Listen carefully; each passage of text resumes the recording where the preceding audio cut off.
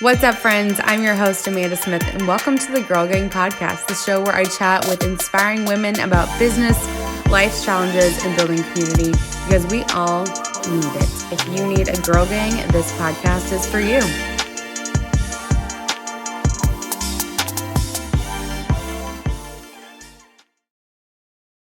Welcome to the Girl Gang Podcast. Today we have Stephen Schwalb on the podcast, and we're going to talk about food, which I love, and we're going to talk about business, which I love, and then we're going to talk about the things that really make you like who you are and the things it takes to build a business.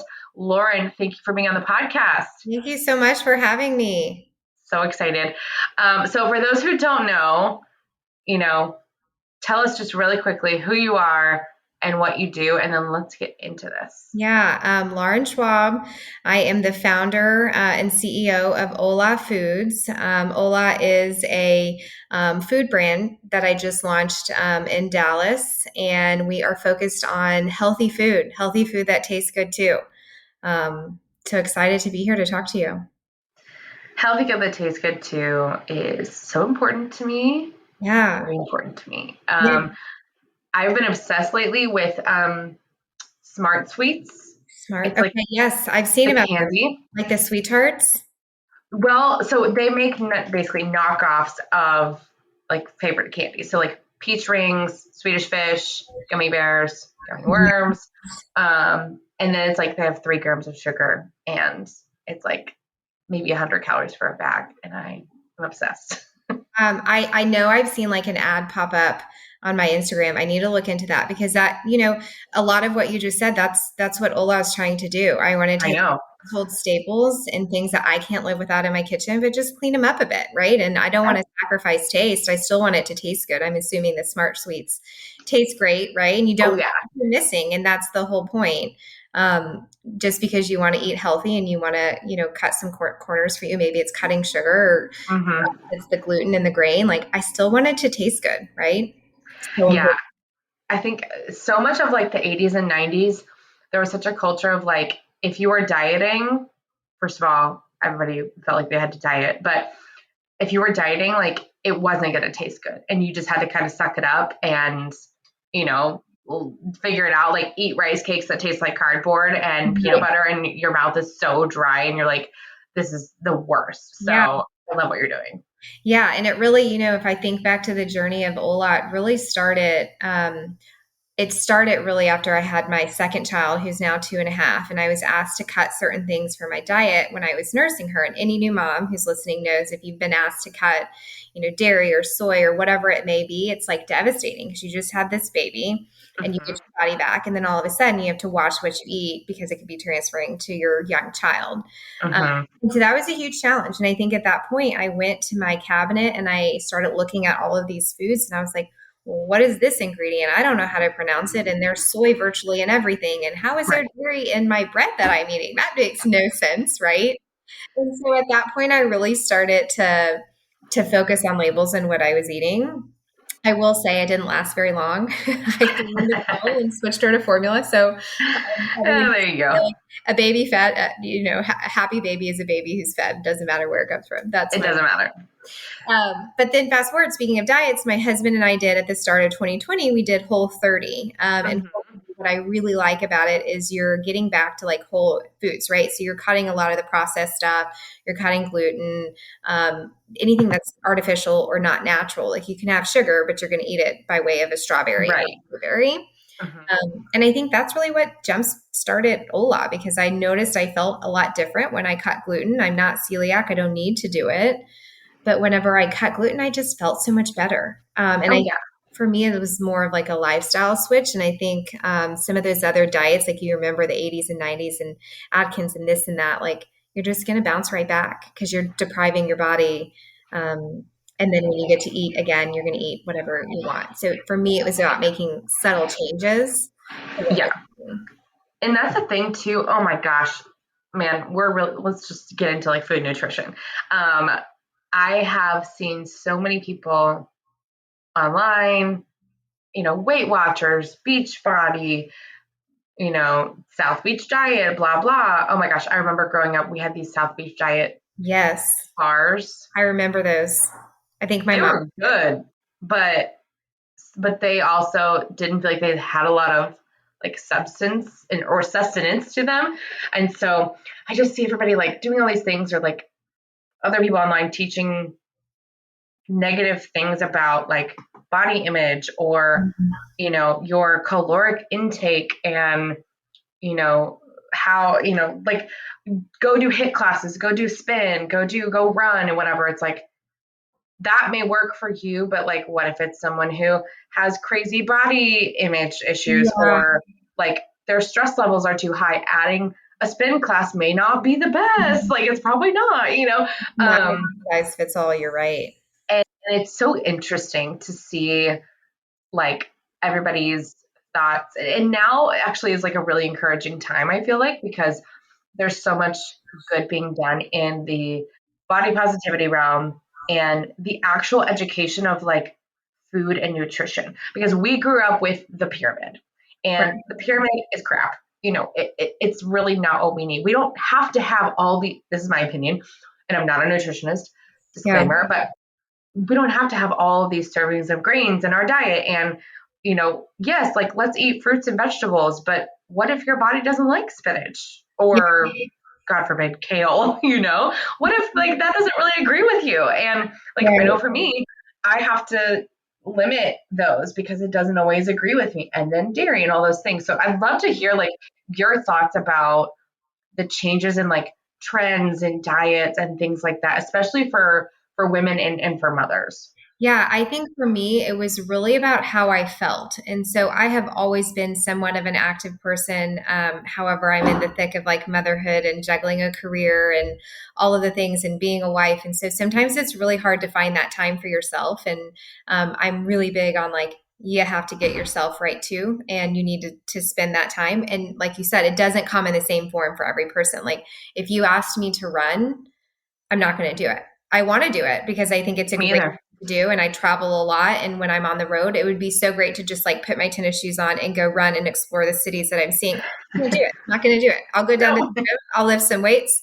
Exactly. Peloton actually, you'll see it right behind me here at the start of COVID, and I was took like 2 months to get it because me and everyone else in America wanted one. Everybody.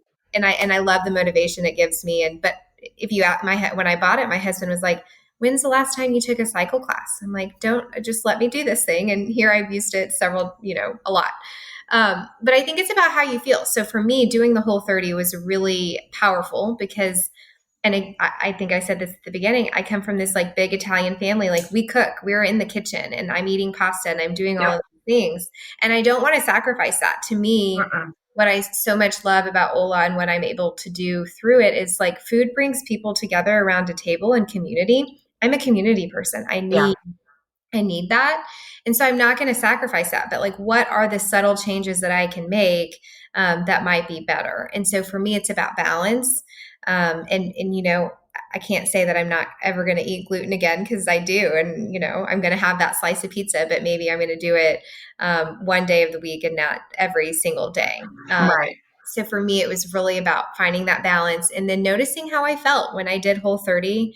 I didn't want to do it. We were at dinner with some friends and they were like, oh, we're going to do Whole30 in January. My husband's like, great, let's do it too. And I was so mad at him. I was like, I don't want to do that. I didn't sign up for this. Not sign up for that. But then when we did it, and we started making these subtle changes and we started playing around with different ingredients. So instead of regular flour or wheat flour, we're using almond flour, we're using coconut flour, tapioca starch. And I started just noticing I felt better.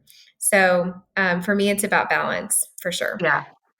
And there are so many ways that we can, I think the thing that sucks, or that people think sucks about finding better alternatives, that like you said, it's not going to taste good. Yeah. And sometimes it doesn't. There's been times in my R&D, I can't tell you how many new products I've tried in the last 12 to 18 months. And there's been a few in particular that I just threw away. Wasn't even going to eat it. Yeah. Because life is too short to eat stuff that you don't like.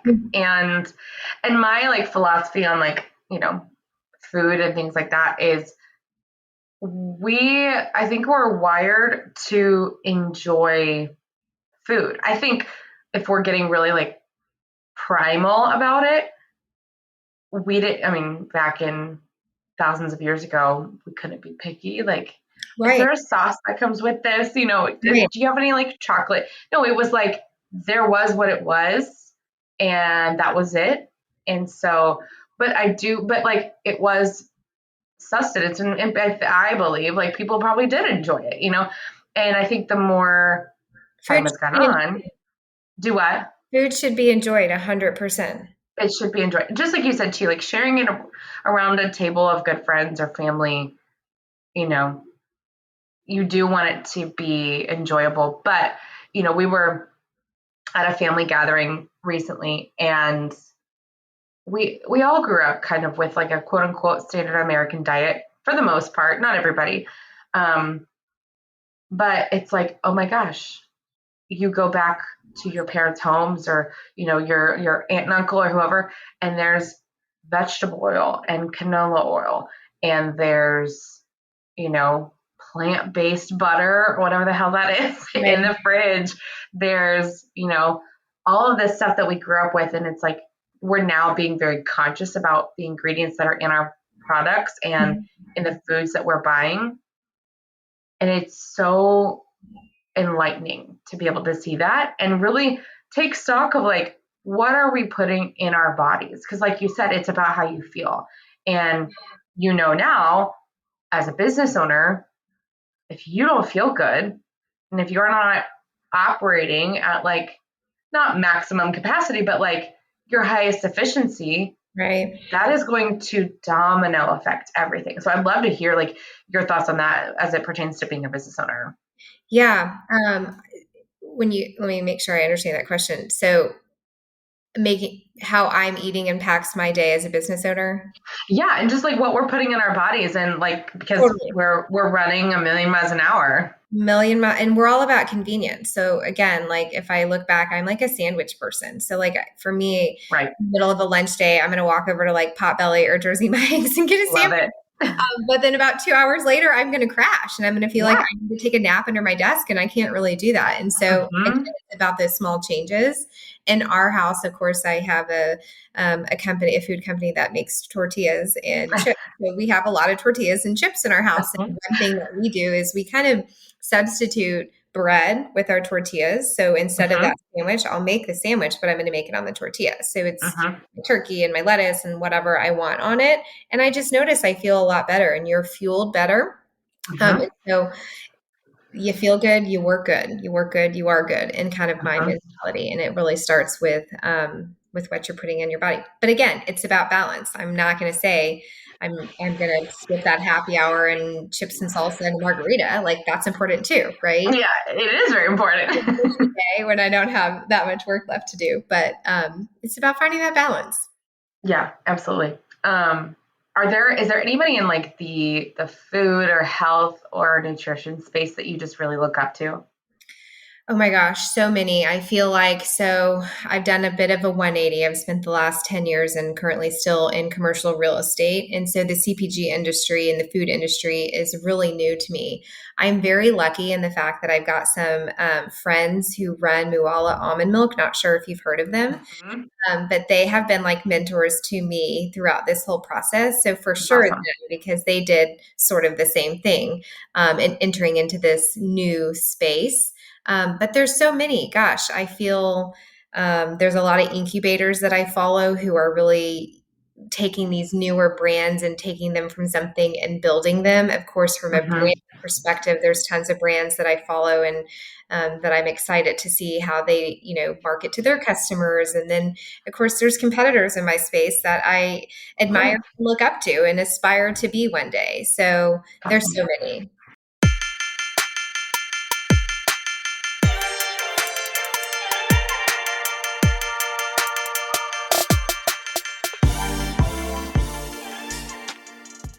My Passion and Profit Accelerator group coaching program is coming up soon. We start the next round of this program at the end of July, very last week of July. This is the program that dozens of women have been through. And if you are still trying to get your business off the ground, or maybe you want to breathe some life back into it, it's feeling a little stale, and things are just not consistent and you are just not where you want to be, this program is for you. So here's what I want you to do. Go to the link in my bio at @AmandaSandallis on Instagram. Apply to work with me. Just click that application, fill out the application, select PPA, and we will get chatting. I will reach out to you and make sure you are a good fit for the program through the application. It is one of the biggest things that has changed people's lives and quite literally changed their business. I'm going to read you something that one of my clients said about the program. And I quote, "Being able to work with Amanda has really helped me in my business and raising my prices to where they should be and finally giving myself the confidence to raise them and not budge. Working with Amanda has also helped me figure out what I should be doing in my business as far as the back end stuff, email marketing, contracts, etc.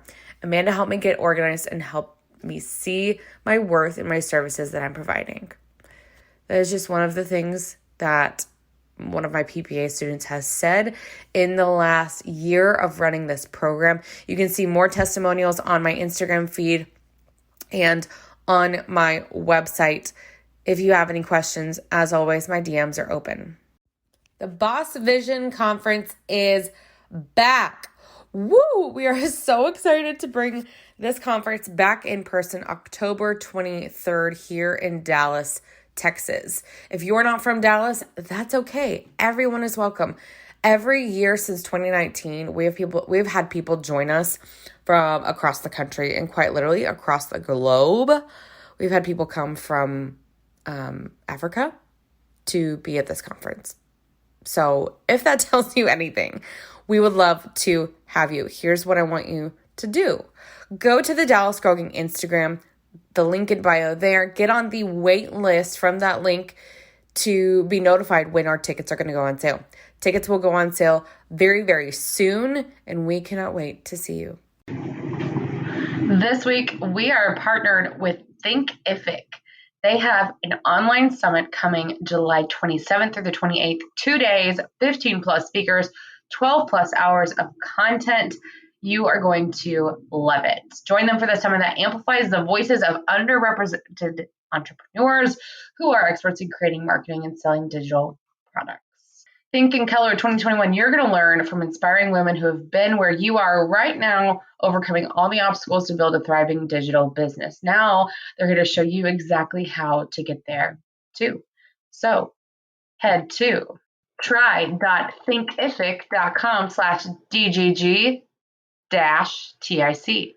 That's, let me do it again, try.thinkific, thinkific.com/DGG-TIC for your free tickets.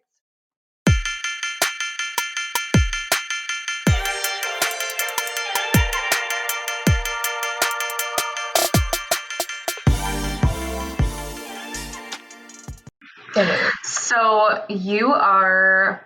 how many stores are you in right now? 9. That is amazing. Yeah. And it's not just in Texas, is it? Well, it is just in Texas. So our retail we've launched is Central Market in Texas across all of their stores. We've got several conversations underway with additional retailers, so maybe more to come. Love it. Soon. And we are, we do have a direct to consumer. So if anyone wants to purchase, they can go onto our website and make a purchase. But for me as a consumer, that's not my favorite way to buy products. It's something that you've not maybe had or tasted or tried. And so that's not necessarily our model. We want to grow and scale into additional retailers. And I'm so excited. Texas to the core. I actually just made Texas owned onto my packaging, which I'm really, really excited about. But that doesn't mean I've got family all over. I've got family on the West Coast, on the East Coast. And I want to grow and scale to be a national brand for sure. I love that you put Texas owned on there because it's just going to tell everybody as you get into more stores. Totally. And I spend a lot, and that's what's so great about partnering with Central Market is that they really want to promote local. And I think people want to buy local too, but they do. Really great first retailer to partner with.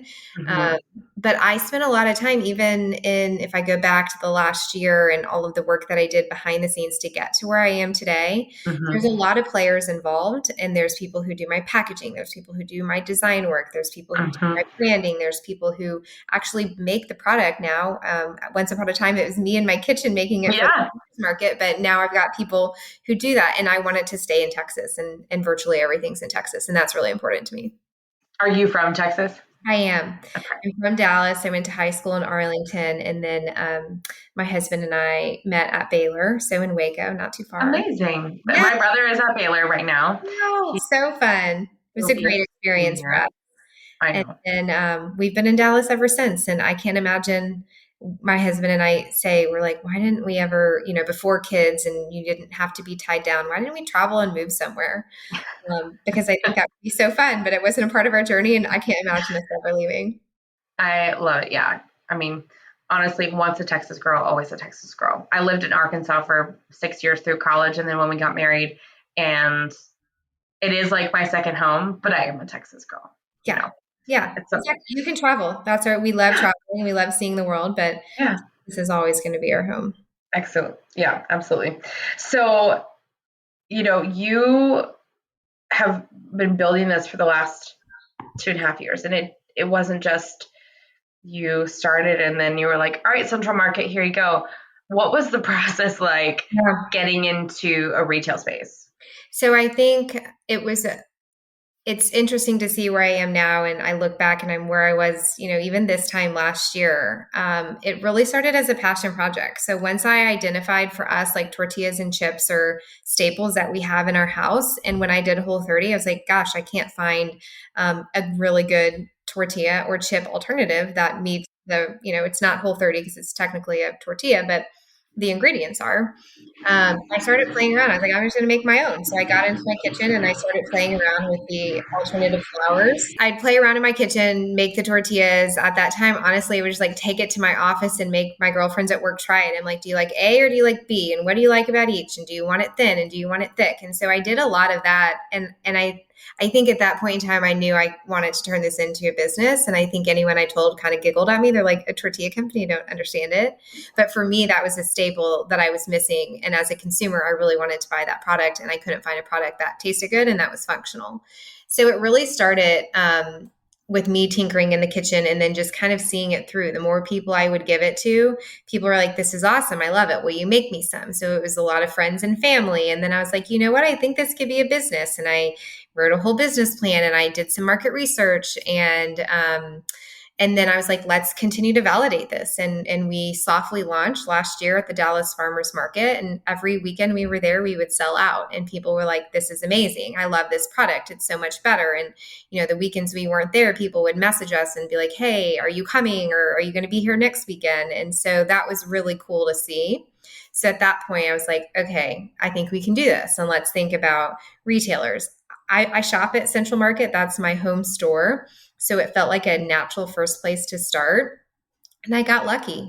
I got my samples into the right person, and we had a really great conversation, and they said, let's bring you in and give you a try. And so far sales are doing awesome, which is really exciting. And it's fun to see across all of the different stores how the product is moving, and I'm learning a lot.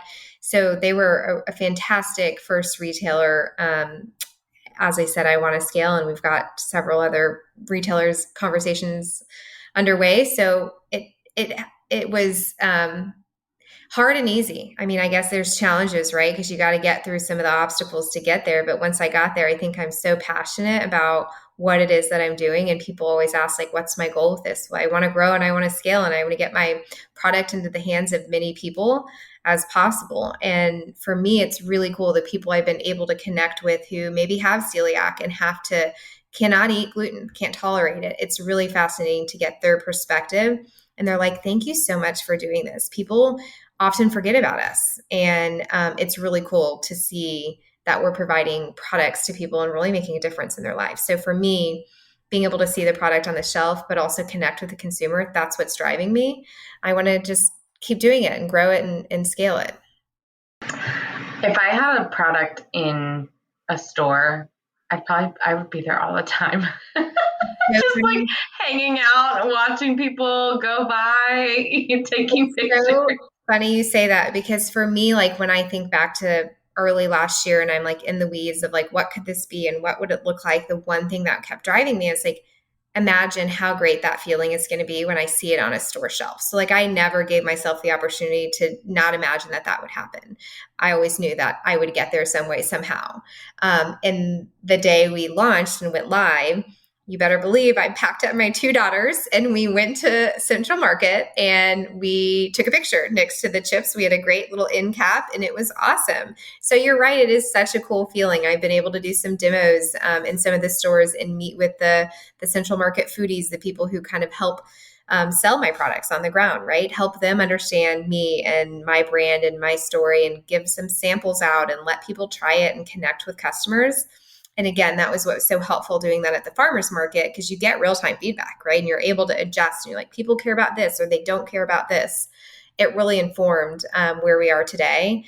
And so I love that part of it. So you're right. It is such a cool feeling. It really is a cool feeling. And I'm sure maybe it fades. I don't think I quite recognized it. I think it took me about 2 weeks to find when I was dropping some samples off at a local store in South Lake so that they could demo the product for me. I think that's when it hit me. I was like, wow, all that I've had to do with the logistics of making the product and the packaging. And we've had many challenges along the way, getting it to the distributors, hitting the deadlines. There's a lot of logistics involved for it to end up on that shelf. It finally hit me, and it was maybe 2 weeks after we had been in stores. And it still does. I mean, I can't imagine why it wouldn't, like I think of, I don't know if you're familiar with May Designs, Micah May, she's in Austin, Texas, and May Designs has their products in Target. And now she's like a friend of mine and she's been on our podcast and things like that. But I remember and she's still to this day, like she'll go with her girls to Target and they'll just be like, wonder what's here, and yeah, it's like, I don't know why that would ever be not exciting, You just know too, and it's like a visual representation of all of the hard work that you have done. I think when you see it, and for me, I have 2 young daughters that I want to instill, hey, if you have an idea or a passion, you chase it and you don't give up, right? That's really important to me. And so it's so fun hearing my daughters, point to it or see it, or, we're walking through the store and I won't even see that it's on the shelf right there. And they're like, mommy, Chipola's. And it's really cool. So yeah, maybe it'll go away. Maybe it won't. I doubt it will, especially with your kids. I mean, that's just so exciting. I love it. Very fun. So something we were talking about earlier is it requires a lot of grit and resiliency. And as much as people hear about that, see those quotes on the internet, it really does. It requires a certain kind of person to start a business. And like you said, you see now like why people give up or why businesses fail. And it doesn't mean that anybody was a bad person or, it was a bad idea. It takes tenacity and persistence. And so I would love to hear how those feelings of like the ups and downs, of trying to get in stores and get this product right. And, because especially with a physical product based business, it's so, so different.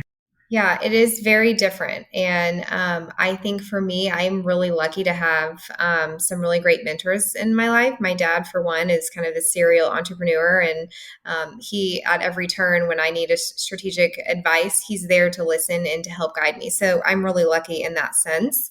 I also have a really great group of friends. I have one friend in particular who eats this way, and she's been my champion from day one because she cannot have gluten and grain and some of these things. And so I've learned a lot through her, but she's the one who's like, I'll call her. I'll be like, oh my gosh, I'm just going to give up. Like I'm hitting a wall here. And she's like, Lauren, it takes grit. You have to keep going. And so I think having those cheerleaders are really helpful for me. Again, I'm a community person. I'm a people person. I thrive on the relationships that I have with others. So surrounding myself with those cheerleaders who are going to help me through the tough times is what's really powerful to me. The other thing I have to remind myself is there's going to be a lot of, there's going to be some high highs and there's going to be some low lows. You can't take the high highs too high, right? Which is maybe why we just kind of don't bat an eye when we see our product on the shelf, because you can't take that too high. When you have the lows, you can't take the low low's too low. And I think for me, there's been so many challenges and I get so frustrated. Starting a food business in the height of COVID was crazy because people started staying home. They weren't going out to restaurants. They were going to the grocery stores. You remember the panic we all felt in March, April of last year, and people were buying everything off of the shelf because they didn't know what was going to happen and if they could get the same thing in a week, right? And so that supply chain, there's a domino effect. So me trying to find what's called a co-packer, somebody to work with me as a startup and make my product, not happening because they're already at demand, making sure that their existing clients get what they need and get them back to the shelf. So for me, that was the biggest challenge we had to overcome was finding a co-packer who will work with me as a startup and help me make my products and grow my brand. And we have a fantastic partner now and happens to be in Texas, which I said was really important, but that was a huge obstacle to overcome. So I could have thrown in the towel right then. I knew I had a good product. I knew people liked it, but I felt so strongly about it that I just kept going and we're here now. So I think that there's going to be many more high highs and low lows and you can't take either too far. So I'm curious, you've used startup quite a lot, which I think is great. Did you have investors? Did you have money set back for yourself that you wanted to put into this? It's self-funded. As of now, maybe we take on investors as we want to grow and scale. But so far, I have been able, my family, my husband, and I have been able to completely fund this. And it means that you're super critical at every turn that you make and every financial decision that you make. And if you look at our P&L, I mean, it's going to look different in 12 months and 18 months than it does today. But for me, that was really important, especially in the beginning. And if you go back to even the name of Ohla and how I came about that, the O stands for my oldest daughter, Olivia. H is my youngest daughter, Hadley. My girlfriends call me La. And then the exclamation point is meant to be playful and fun and approachable. That's my husband. So for me, it's like, this is family first, right? Women found it. All of that's really important to me and making sure that I didn't lose my vision was really important. That being said, who knows where the future takes us? But now it's me and it's a passion project turned startup. It's funny. Sometimes I'm like, I looked at my husband the other day and I was like, we have a business. It's really, it's funny. You just for me, I just found myself here. That's really exciting. And that's so awesome. I love hearing stories of like being self-funded. And yeah, of course, like maybe as you scale, like it may require, and I think that's really, really exciting. And yeah, like your P&L is going to look different now than it did before than it is going to in 2024. You never know. Yeah. That's so exciting. Well, tell us what is coming up. I know you have something going on in August and yeah. In August, across all of the Central Market stores, you will be able to get $1 off each of our products. So if you want to give them a try, find that coupon or find that promo, and you'll be able to give each product a try, and hopefully we'll like them. The other thing that's super exciting and coming up, no timeline on it yet, but certainly this year we have 3 new flavors of the Chipola's coming out. We're actually about to be testing those next week or the week after. So I'm really excited to try and put my stamp of approval on it and be able to package those and sell it. So I'm so excited. And I mean, just like I said earlier, I've got to find good stuff that, things that taste good and that are good for me and, give you the right feel you need, because it's easy to grab what's easy and convenient, but you are helping people do that, so I'm very excited. Also, I was just Googling what's the closest Central Market to me because we live out in like the Forney Terrell side of town. So we're pretty far. I go into Dallas like once a week. I have an office out there. So I'm like, next time in Dallas, I need to go to Central Market. I can certainly send you some. My nanny, takes a village do all of this. And I have an amazing nanny who lives in Terrell. So if you're ever in Terrell, I can just send a case home with her. Well, there you go. It's like 5 miles down the road. Right? So how perfect is that? Well, and then tell us, how can people connect with you guys? Instagram, website, things like that? Instagram at Ohla Foods, or you can find us online at ohlafoods.com. OHLAFOODS. So exciting. I love it. And like the branding is so clear and just so fun. And I love that it's so family oriented and like it, like you said, it takes a village on the business side of things, but it also takes a village to like build this brand. And, doing it by yourself is, first of all, no fun, but it's so important to include other people. So I love that I can include my husband and my 2 kids. In fact, when we would make the tortillas for the farmers market, literally at night, because I'm still working full time, 7, 8 o'clock at night up to midnight. Sometimes I'd be like making the tortillas in my kitchen, and my daughters had their own little tortilla press, and they wanted to like roll the dough balls. And so, they had their own version that we weren't selling that they were making. And it's fun to be able to include them, and then making sure they're the picky, kids can be such picky eaters, making sure we get that stamp of approval is fun. So yeah, for me, it is so awesome that I can include my family in this. How fun. I love it. Just making tortillas with mom in the kitchen. So fun. Well, Lauren, this was so fun to have you on the show today. Thank you for being here. You guys go check out Ohla Foods. That's OHLA Foods. So fun. I love talking about food. Food and business? Thank you so much for having me. This was a blast. So good. Thank you guys for listening, and we'll see you next time.